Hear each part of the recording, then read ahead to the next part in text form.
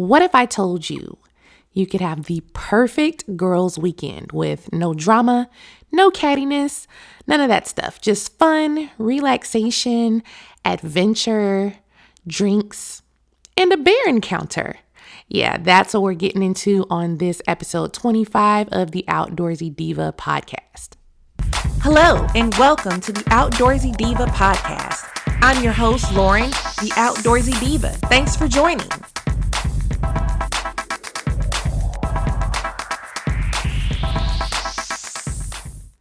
Hello, adventurers. Welcome to the Outdoorsy Diva podcast.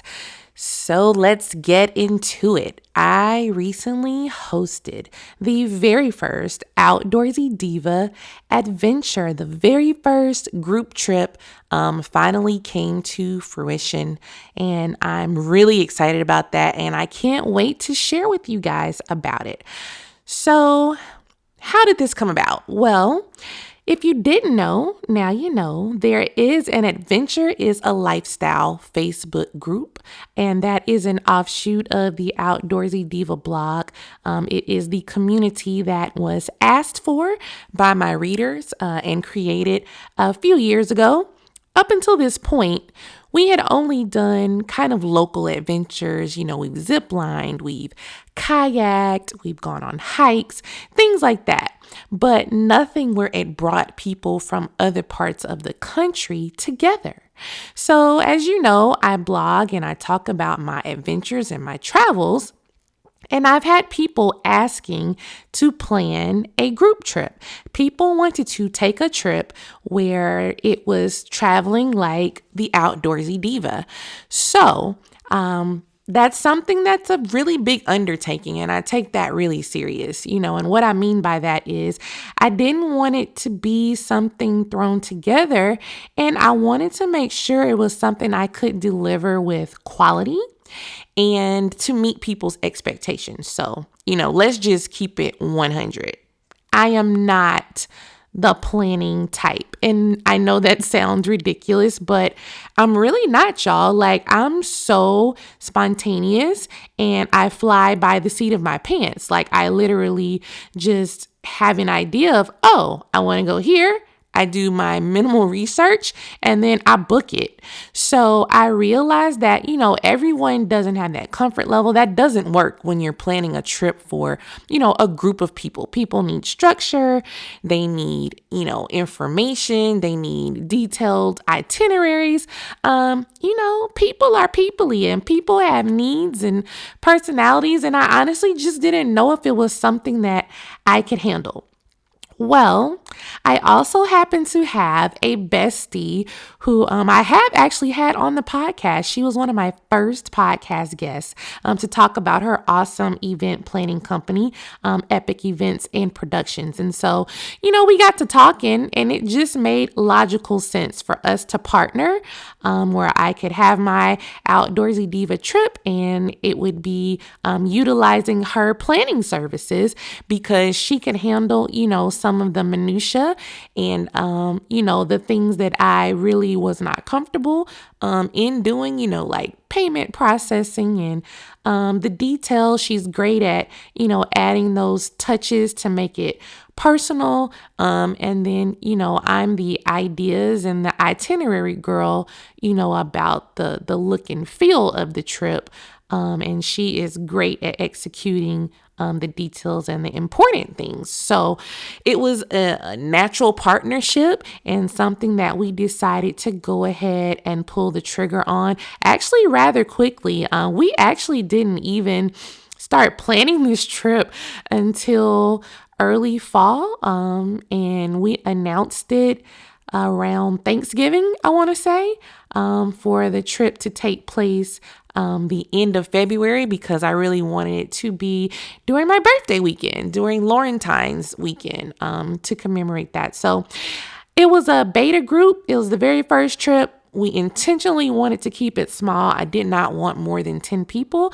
We ended up with a group total of 6, and the trip was called, are y'all ready?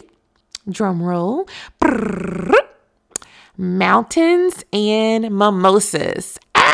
That's super cute, right? I know it. I know it's very catchy. And, the whole premise being I wanted to go to a mountainous location and I wanted it to embody exactly what the Outdoorsy Diva brand is about, which is outdoors, and the diva aspect, the fun, the brunch, the mimosas. So that's where the mimosas kind of came in at. The destination decided on for the first trip was Asheville, North Carolina. So I chose somewhere that I actually hadn't been before. And it kind of made it still an adventure for me as well.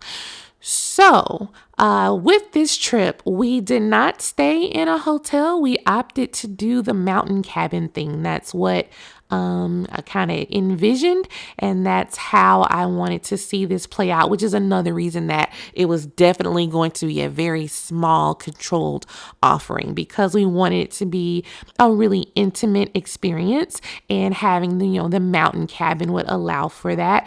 We wanted to be immersed in nature and kind of unplug and get away. That was really the whole point. So once we had kind of the destination set, in my mind, as soon as I started looking at, the things to do in Asheville, I was immediately like, oh, we're going to snow tube. This is going to be a winter thing. We're going to do winter hikes. I want to see the waterfalls when they're frozen, with snow on them. I want a snow tube. Like, I had all these grand ideas of this winter wonderland adventure taking place. And I have to say, it all came together. Now, truth to be told, I was a little nervous. I'm a Southern girl, so born and raised in Texas, and then lived in Florida for most of my teenage and adult years. So I don't know nothing about no snow, y'all, but I wanted to do it. I wanted to experience it. I wanted to take people during that time of year. So I knew that, with enough research, we would be fine, and we would just make it happen.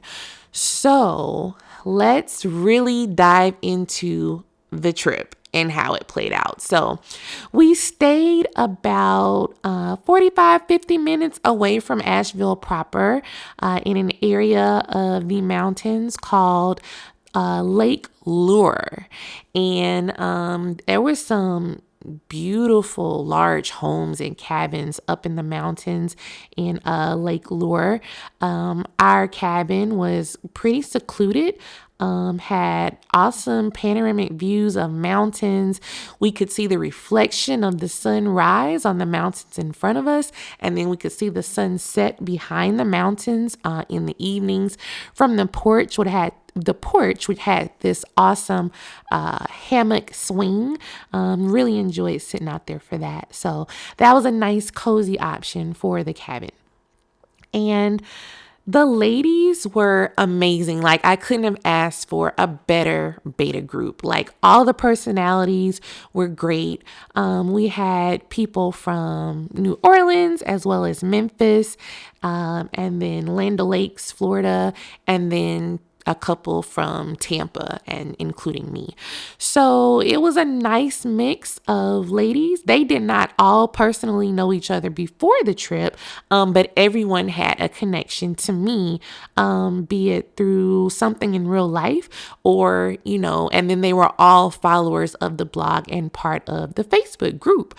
So that was really awesome that, these are people who genuinely just believed in me, followed the brand, and trusted me with their time off and their PTO and time away from family. I do not take that lightly. We don't always get to take as many trips as we would like. So if somebody is willing to trust me and pay money to have me take them on a trip somewhere, I don't take that for granted. I'm super grateful, and I really wanted to make sure this was a trip where it was something different. Like, I don't want to plan the trip that you plan for yourself. I want to plan an itinerary that is going to be outside of your comfort zone, outside of the norm. Like, I want you to experience these places the way that I would.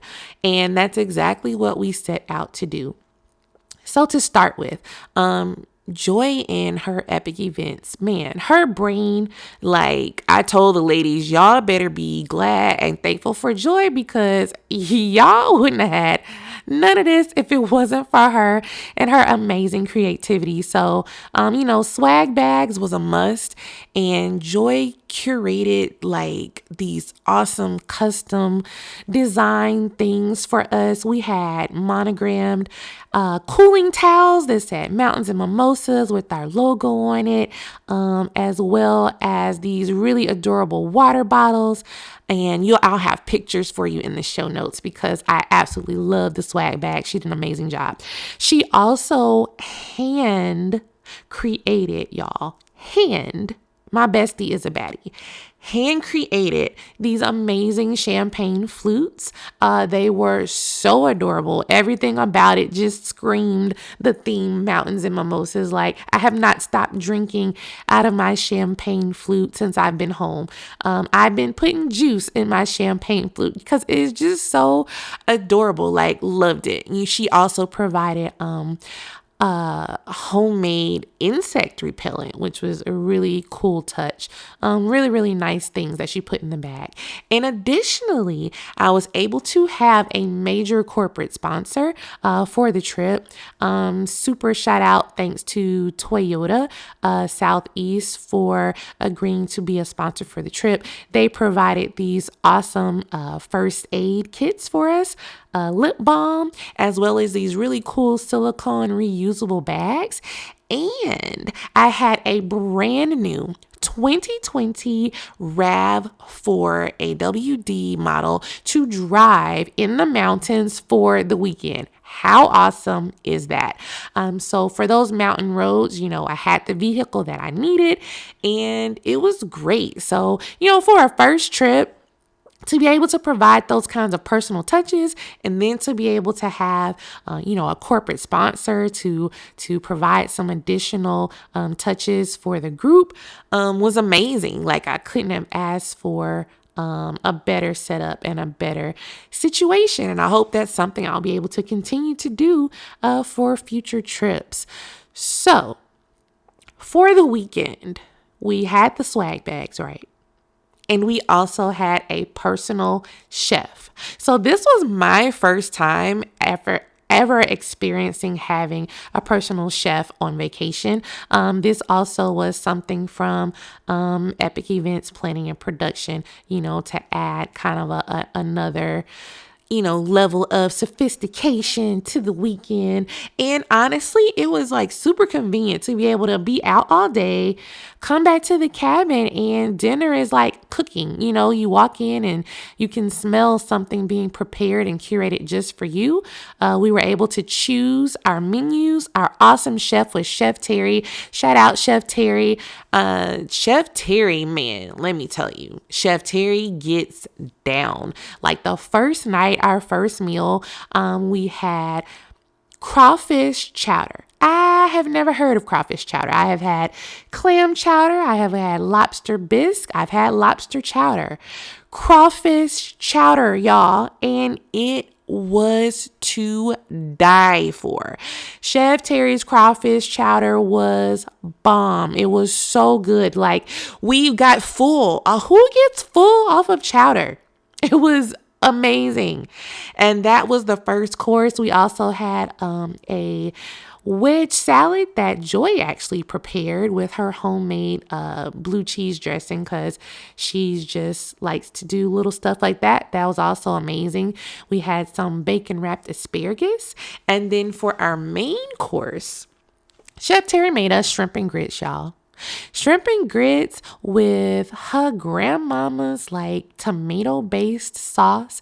She also had these porcini, I think I'm saying that right, onions that she like glazed, and I wish I had the fancy definition of the way she described this dish for us. Like, she presented it and everything when she served us. Man, that shrimp and grits was bomb. Do you hear me?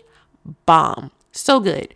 So that already just like started off the first night for the welcome reception, like with a bang. Everybody was just wowed. And then we ended the evening with Bloody Laurentines, the signature cocktail of the evening, which were mimosas made with pineapple juice and fresh squeezed blood oranges, again, courtesy of Epic Events and Production. So that was awesome. And then we also had apple cider mimosas with a brown sugar rim. Amazing. Like, over the top. It just set the mood and the tone for the rest of the weekend. Now, some of our attendees turned in a little early and missed the first night of mimosas. I won't call any names, but you know what? The beauty of it is I know that everybody wanted this trip for different reasons. And so if your reason was rest and relaxation, then by all means, get your rest. Like, I'm glad that people were able to, use the trip for what they needed to use it for, and get their rest. It wasn't a requirement to be a party girl all night. So that was the first night. And the second night, the second day, I should say. Now, I had these ladies up and early. Like, we had to be out of the cabin by 7 a.m. was the goal. We were just going to do grab and go breakfast. We had fruit, continental breakfast. We had some eggs and breakfast meat, stuff like that. Yeah, I know I've been on this clean eating and, veganish kind of diet. I'm a flexitarian. I definitely had some meat over the weekend. And I paid for it dearly, but that's neither here nor there. But it was my birthday, so I did what I wanted to do. But anywho, the goal was to be up and out of the house early that morning because Friday was our outdoorsy day. This is the day for our waterfall chase. Now, I have to pause here. In true misadventures of an outdoorsy diva fashion, we had our first misadventure. Joy locked the keys to the larger SUV inside. And so that meant we had to be spread across two vehicles. It also was troubling because we're in the mountains. It wasn't like complete boonies, but it wasn't exactly civilization either. And, being so far away from really a main town, definitely had concerns about how we're going to remedy that. But we didn't have time to fool with it that day because, we wanted to kind of stick to what we had planned. And so one of the girls had also rented a car to get out to the cabin. So we had the two vehicles, just had to split between the two of them and be on our way. So for the waterfall chase, I took us to DuPont National Forest. And we had 4 waterfalls on deck for the day. We went to the famous Looking Glass Falls. And this falls is right off the road. Really no hiking required, but there is significant amount of stairs. And we actually were not able to go all the way to the bottom because it was so cold, y'all. It was iced over. But there were icicles everywhere. There were icicles on the side of the waterfall, in the trees, in the bushes, at the base of the falls. So that was really cool to see. There was no snow on the ground, even though it had snowed the night before.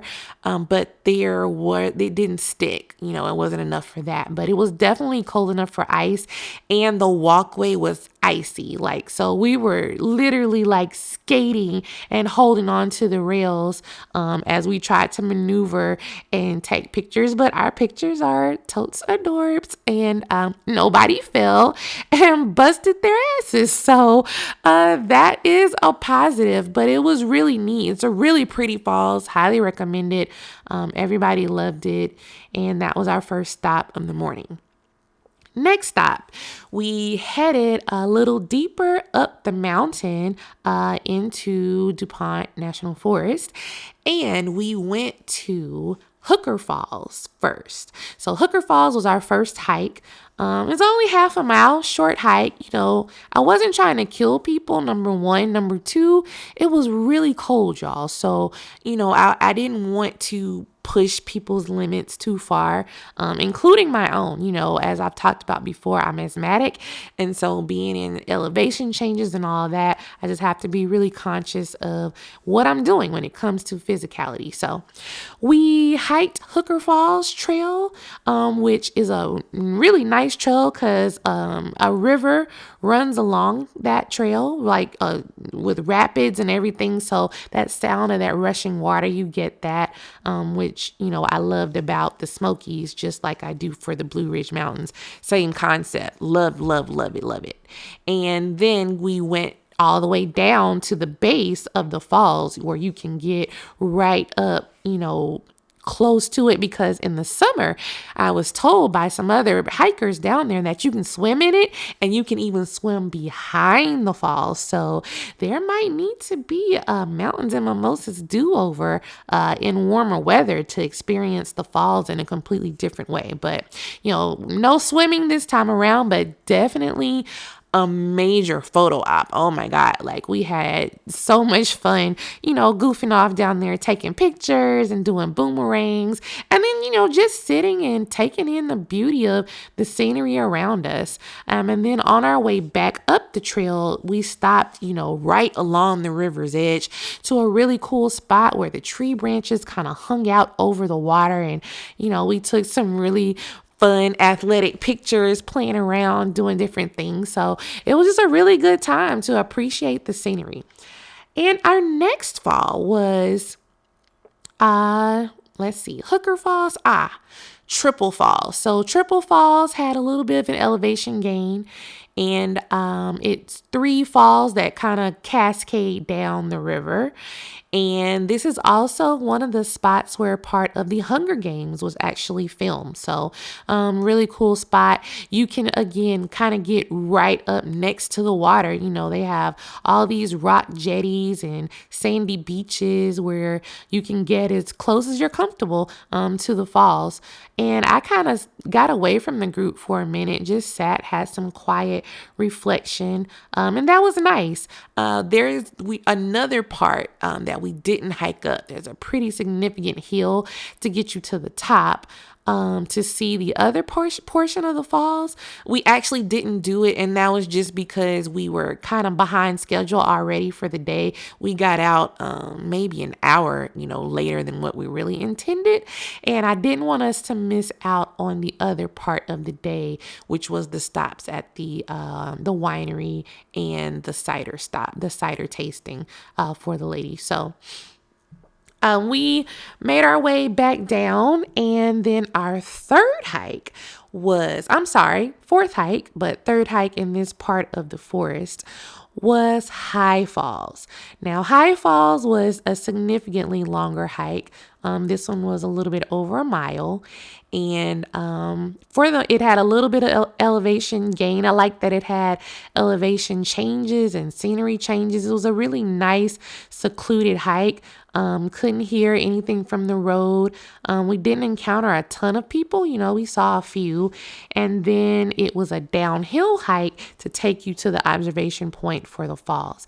And it was great. You had that suspenseful moment of, you hear that rushing water long before you see it. And then once you turn that corner and we saw this amazing waterfall, and it was like, oh my God, look at this falls. It's huge and it is beautiful. It was definitely, I think, the highlight of the waterfall chase. Really glad I planned it that way so that it could be the last waterfall, because it was truly, I think, the most majestic. And it was really nice. So, as we're standing around and just admiring the falls and taking pictures, y'all, it started to snow. Snow flurries started to fall, and it was so fun to run around and just be complete goofballs in the snow. If anybody was watching the Outdoorsy Diva stories over that weekend, like all the FOMO was real, you should have seen us just acting a complete donkey about these snow flurries. It was hilarious and fun, and definitely a highlight of the trip. And also concerning because it started to come down kind of significantly. It wasn't sticking yet, and the temperature was dropping. The wind was picking up. I didn't want anybody to be in danger, so I knew, we'd better hurry up and get off this mountain. Not only walking, but, driving as well. I didn't want to be in risky conditions up there because I'm a novice when it comes to driving in the snow, but definitely check that off on this trip. Fun fact, it snowed every freaking day. I got in Wednesday night before anyone else so I could do some reconnaissance all day on Thursday, driving around and stuff. And it snowed Wednesday night, it snowed Thursday, and it snowed Friday, as well as Saturday. The only time it did not snow was Sunday morning when we left. So, anywho, it snowed on our hike back, and listen. That hike down to get to the falls, I don't recall it being that steep. I definitely felt it in my glutes and my thighs coming back up. So we definitely got in a legitimate workout during this waterfall chase. Nothing too crazy. My asthma was okay. Another one of the girls was asthmatic as well. And we just paced ourselves and we were fine. But the waterfall chase was complete success. Everyone enjoyed it, and I would not change a thing. I mean, I kind of wish we had more time. Like, I wish we had packed in a lunch or something so we could have just chilled out on the rocks at maybe like Triple Falls and had a picnic or something, because it was just such a great day. The next stop was to go and visit one of the cider places. This region of North Carolina is teeming with apple orchards. They produce a huge amount of cider. It's also home for a lot of craft beer breweries. And then there's tons of vineyards as well. So there's a lot of wine produced right from this region with their own grapes. Right here we were in Hendersonville is the area we were in for this part. So took the ladies to Bold Rock Cider for the first stop, and they did cider flights, which was really fun, different. And then we had lunch there from a food truck. Could have done without that. The food was, just kind of average to be honest, but the ladies did enjoy the cider. And then the next stop was Burnt Shirt Winery, which was a beautiful property. Oh man, it's so cute. And then you have the wine tasting inside. It's surrounded by apple orchards in the back, and then the front is overlooking their vineyards. So very scenic place to be and to go and to enjoy a wine tasting. And that was also a really nice experience. I actually bought a bottle of apple wine to bring back because that's just something different that I wouldn't be able to get anywhere else. I never had wine that was procured from apples. So that's a fun souvenir to bring back. And I haven't tried it yet, but when I do, I'll let y'all know what I think. We were supposed to visit another winery, but due to the loss for time, we weren't able to. And then the later part of the evening was spent snow tubing. This is probably the thing I know I was personally most looking forward to. There's a place that I found called Moonshine Mountain, and they do produce their own snow. So whether or not it actually snows doesn't matter because they make the snow, and they're going to ensure that you can snow tube to your heart's content.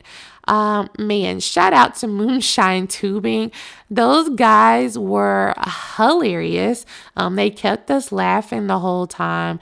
They were super helpful, super personable. They really kind of helped make that experience, even more fun than just the snow tubing itself. We were like kids, man. And some of the ladies were apprehensive about doing it. They were kind of like, oh my God, what did I sign up for? What did I get into, Lauren? Like, what are you doing? And I'm like, it's going to be fun. I promise. I swear. Just do it. Trust me. And I was right. It was now, listen, I have the video posted. I'll link to it in the show notes. I did post the video from my initial slide down the mountain, and they did not tell me that the lane that I chose to go down was like the steepest one. I screamed my head off. Like, I wasn't expecting it to be as fast or as steep as it was. I don't know how I held on to my phone because of who I am as a person. No, I did not have my GoPro or my gimbal, but I had the phone in my hand, and it's hilarious. So I'll link to it down in the show notes so you guys can see, because it really was quite comical to hear me scream my head off. I had also posed a question to my Instagram audience and on Facebook about will your lashes stay on when you snow tube? Well, I'm here to tell you that they will. Indeed, they will. As many times as I went down the mountain, my lashes were still popping. So that's a fun fact and good to know. We also were able to link together and basically form a human roller coaster. That was the highlight of doing snow tubing for me. So all 6 of us linked together. We went down forward and backward, and it was amazing. And yes, I have video of that one too, which I will also share. I haven't had a chance to put together the whole video for the weekend, but I am definitely going to, and that video will be available in the show links as well, so you guys can see all the crazy shenanigans that went down, because it was just so much fun. And it was my birthday. And, of course, we had to tell the guys that. And as a birthday gift and a parting gift, the guys brought me some of the homemade chili that was there for the employees. And it was topped with some jalapeno cornbread, y'all. And that chili was bomb, and I enjoyed it. They also had like the fire pits going. You could get hot cider. You could get hot chocolate. So it was just a really nice, fun way to kind of end the day. And then we got back to the cabin, and our wonderful Chef Terry was there waiting for us with our next meal. This was my birthday meal. We were celebrating my birthday, and we had a low country boil with shrimp, onions, potatoes, corn. It was so good. So good. Really enjoyed that. And then ended the night with a bread pudding. A bread pudding with golden raisins, fresh crema with a touch of thyme, topped with a whiskey caramel sauce. Let me say it sexy for you.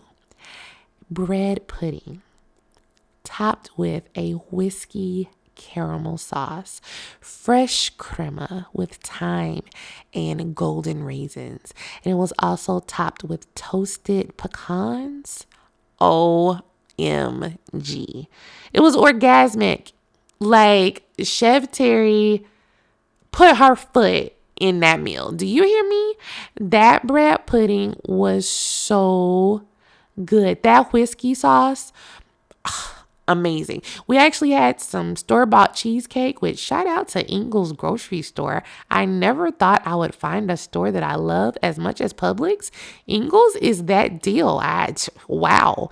Anywho, had a store-bought cheesecake from Ingles, because Golden Girls, and I don't know. I just wanted cheesecake in the cabin, okay? Don't judge me. It got eaten.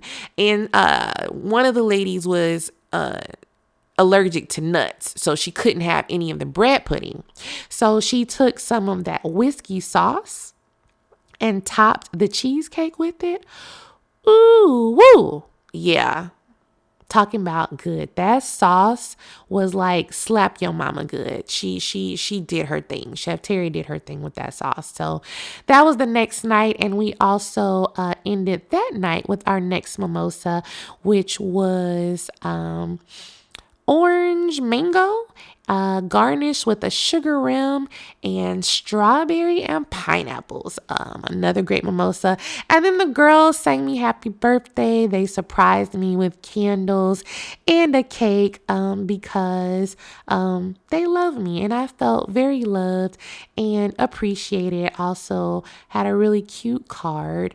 So that was also fun. And then here's where the night took a strange turn. So, Chef Terry offered to take our trash with her when she left because we had been told by the rental property owners that they had some black bear sightings in the area, and, an issue with them looking for food and trash and what have you. So they were just advising us, be mindful of your trash. Make sure you don't leave food in your vehicle, to attract them. Stuff like that. And so, of course, kind of freaked us out a little bit. And, it's still winter. It's February. Like, first of all, why are the bears up and awake already? It is not spring. Global warming, anybody. But, they had some bear sightings. So, Chef Terry's going to take the trash. So, Chef Terry had 2 bags of trash, y'all. 2. She sat them right outside the back door, which is where the dining area was. So we had a dining table, it's glass, the blinds are open, so you can completely see. She sat those bags right outside the door, finished gathering her things so that she could go. So maybe, 10 minutes had passed. Chef Terry gets ready to leave. She's like, y'all, didn't I put 2 bags of trash out here? And we were like, yeah. She's like, there's only 1 bag here. We were like, what? She's like, well, that's weird. So she looks, we turn the lights on, we don't see anything. And that was uncanny. Somebody was like, maybe Sasquatch took it, but real talk, that was kind of freaky. And so we're like, did a bear take our trash? No way. We would have heard something or seen something. No, there's no way there was a bear. And if it was a raccoon, raccoons wouldn't be able to take the whole bag. They would have just ripped into it right there. And I feel like we would have heard him rummaging through it, right? So we're kind of like, that's weird. So we leave the floodlights on in the back of the cabin. Next morning, we get up. Lo and behold, I look out the back and I say, oh, I found our trash. The trash had been strewn up the backside of the mountain that's behind the cabin. Trash everywhere. Bag weight, probably for 50 yards, there was trash strewn up that hill behind the cabin. Definitely a bear. 100% a bear. And basically it looks like he sniffed it out, was like, don't mind if I do, and took off running up into the hills where we wouldn't spot him and hid. And he had himself a feast. So bears like shrimp too, apparently. He didn't care so much for the asparagus that was in the bag. But he ate some of the fruit remnants in the shrimp. So yeah, thanks a lot, Paddington, because we had to clean all that crap up. We couldn't just leave it. And it was a little unsettling to know that he was probably still in the vicinity and quite possibly watching us, though we couldn't see him. So yeah, we had a bear encounter. Weird and a little scary, but again, wouldn't be a adventure with Lauren if we didn't have some kind of misadventure or a mishap. Now, on Saturday, this was the day to go into Asheville proper and really spend some time. So we went to Tupelo Honey, which was highly recommended by lots of people to me when they found out we were going to Asheville. So that's what we planned for breakfast in the morning. And it was so much snow. On the drive in, it was snowing. The mountains were covered with snow. Oh, it was such a scenic drive. And then Asheville had an inch of snow, all over downtown. So it was really, really pretty and scenic. The food at Tupelo was amazing. Highly recommend. And after that, we spent time downtown walking around, and we actually did an escape room, which was another first for some of the ladies. And yes, we made it out. We sure did. We made it out with a whole 10 minutes to spare. So go team Mountains and Mimosas. That was fun. And then we, this was supposed to be kind of your freestyle time. So some of us did a little shopping for souvenirs and stuff like that. Some of the ladies, went to a wine bar and, had cocktails or what have you, explored. And then we all came back together and headed back to the cabin so that we could have just time to relax, enjoy the cabin. I sat outside on the porch with a blanket and watched the sunset behind the mountains. That was nice and relaxing. So, we just got to relax, unwind a little bit. Then we changed clothes and went back into the city for our farewell dinner. We went to a restaurant called the Sunny Point Cafe, which was recommended actually by Chef Terry, and it's one of the top restaurants in the country. So it was a really good meal, great service. It's small, definitely unassuming, but everybody enjoyed what they ordered. Our food was amazing. I actually ended up getting shrimp and grits again. I know, don't judge me. Well, our awesome server, shout out to Zebulon. He was adorable and so funny. Zeb was like, well, we're known for our shrimp and grits. And I was like, well, I just had shrimp and grits. We had an amazing private chef. And hers were some of the best I've ever had. And he was like, you ain't had ours. And I promise it's the best in North Carolina. I was like, okay, Zeb, I'm going to have to hold you to it. So I was like, well, when somebody tells you what they're known for, you got to try it, right? So I did. And, it was a completely different kind of taste because of the direction they went with their sauce. So it didn't take anything away from Chef Terry's. Were still awesome in their own right. But these were also great. They were epic. They were awesome. They were amazing. Zeb was right. I had to eat my words. They really were that good. Also had these really interesting butternut squash stuffed fried ravioli bites. Yeah, say that fast 5 times. So good. It was such a different menu, but yeah, shout out to the folks at Sunny Point Cafe. Food was amazing. Again, highly recommend. So the farewell dinner was great.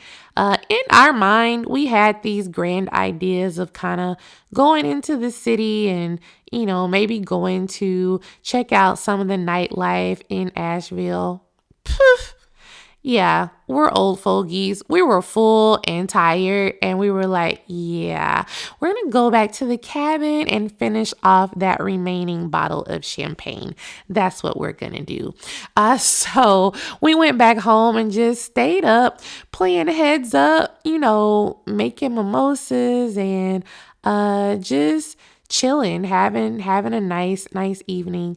Some of the ladies had an earlier flight than others for Sunday, and then Sunday morning checked out. Those of us who were still had later flights, so we were still there. We drove into Asheville and we visited the Omni Grove Inn. Oh my goodness, what a beautiful hotel. It sits up at the top of a mountain and gives you these panoramic views of Asheville with the mountains behind it. It's also really historic.